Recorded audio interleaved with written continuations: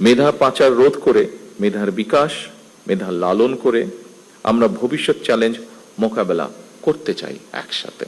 তবে আমরা যেন আমাদের রাষ্ট্র ও সমাজের আবহমান কালের ধর্মীয়, সামাজিক, নৈতিক মূল্যবোধ হারিয়ে না ফেলি। বিশ্ববিদ্যালয়গুলো থেকে প্রতি বছর লক্ষ লক্ষ শিক্ষার্থী বের হয়। উচ্চশিক্ষা নিয়েও অনেকে বেকার থাকেন, অর্থাৎ বেকারত্বের সংখ্যা আমরা যদি একটু দেখি, উচ্চশিক্ষিতদের মধ্যেই মনে হয় বেশি। এর কারণ সম্পর্কে নানা মতামত রয়েছে, তবে মনে হয় একটি ব্যাপারে কম বেশি সকলেই একমত। একাডেমিক শিক্ষা অর্জনের পাশাপাশি দক্ষতা অর্জন করতে না পারাই মনে হয় শিক্ষিতদের মধ্যে বেকারের হার বেশি হওয়ার কারণ, খুব সম্ভবত।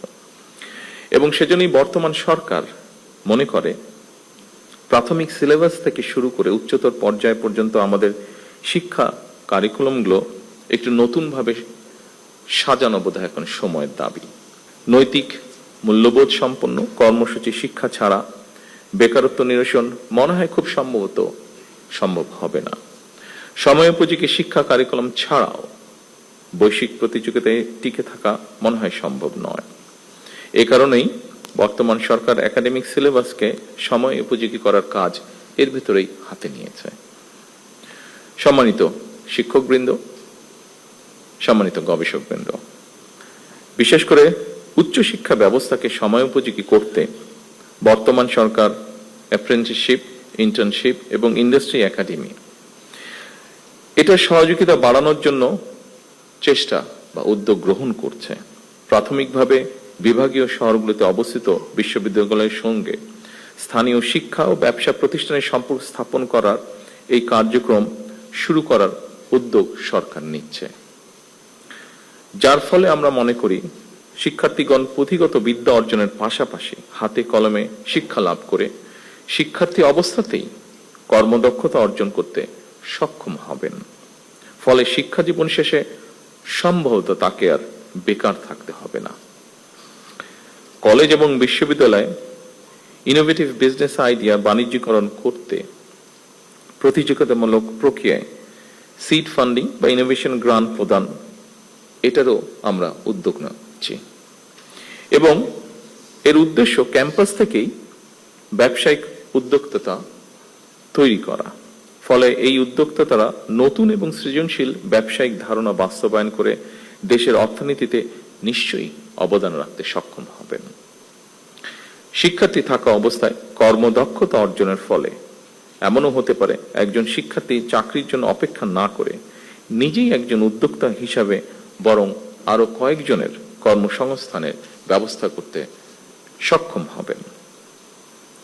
এইসব উদ্যোগ ছাড়াও সরকার উচ্চ শিক্ষা প্রতিষ্ঠানগুলোতে উদ্ভাবন এবং উদ্যোক্তা উন্নয়ন ইনস্টিটিউট, সায়েন্স পার্ক প্রতিষ্ঠার পরিকল্পনা করছে।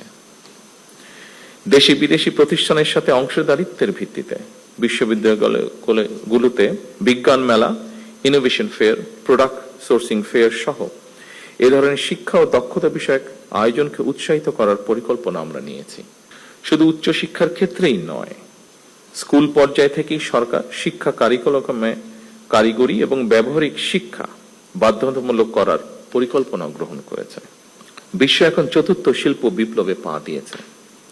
চতুর্থ শিল্প বিপ্লবের চলমান এই সময় এআই বা কৃত্রিম বুদ্ধিমত্তা, robotics, automation, genetic engineering, biotechnology, cyber security, quantum computing, big data, material science, nano technology, পঞ্চম প্রজন্মের ওয়্যারলেস প্রযুক্তি, এইসব উন্নততর প্রযুক্তি একদিকে আমাদের চিন্তার জগৎ নিয়ন্ত্রণ করছে, অপরদিকে শাসন করছে মানুষের কর্মক্ষেত্র বা কর্মসংস্থান।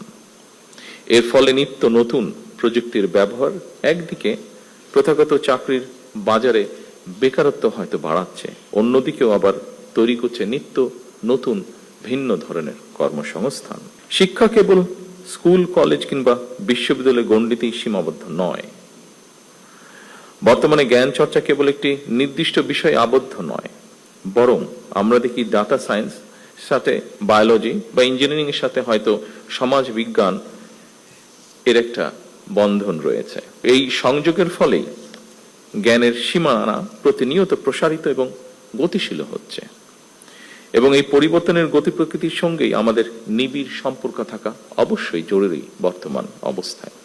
সম্মানিত শিক্ষক, গবেষকবৃন্দ, সম্মানিত সকল উপস্থিতিবৃন্দ, আজকের এই কর্মশালার বিষয়ের সঙ্গে খুব সম্ভবত ব্রিটিশ লেখক টম ইয়ন, যিনি বিশেষ করে ডিজিটাল ওয়ার্ল্ডে বিজনেস স্ট্র্যাটেজিস্ট অ্যান্ড অ্যানালাইসিস হিসেবে স্বনামধন্য, তার একটি বিখ্যাত মন্তব্য খুব সম্ভবত প্রাসঙ্গিক বলে আমার কাছে মনে হয়েছে।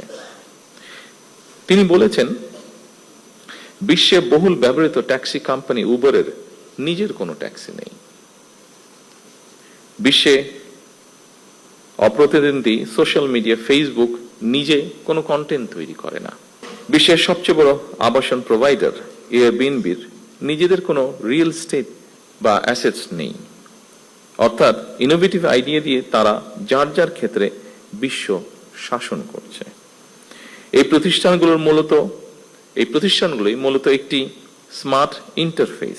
তারা সেবা দিচ্ছে না, বরং যারা সেবা নিতে চায় এবং যারা সেবা দিতে চায় তাদের এক জায়গায় নিয়ে এসেছে। এটি প্রযুক্তি নির্ভর জ্ঞান। সম্মানিত সকল উপস্থিতিবৃন্দ, আমাদের সামর্থ্য সীমাহীন না হলেও সীমিত সম্পদের কার্যকর ব্যবহারের মাধ্যমে অবশ্যই আমাদের পক্ষে নতুন কিছু করা সম্ভব বলে আমি দৃঢ়ভাবে বিশ্বাস করি। আমাদেরও প্রচুর মেধাবী মানুষ রয়েছেন যারা সুযোগ বা সুবিধা পেলে বিশ্বমানের কিছু করা তাদের পক্ষে অসম্ভব নয়। মেধা পাচার রোধ করে, মেধার বিকাশ, মেধা লালন করে আমরা ভবিষ্যৎ চ্যালেঞ্জ মোকাবেলা করতে চাই একসাথে। ফ্যাসিবাদ স্বৈরাচারের বিরুদ্ধে আমাদের তারুণ্য বারবার রাজপথে নেমে এসেছে। স্বাধীনতা প্রিয় গণতান্ত্রিকামী জনগণ আবারও অধিকার আদায় মিছিলে সামিল হয়েছিল।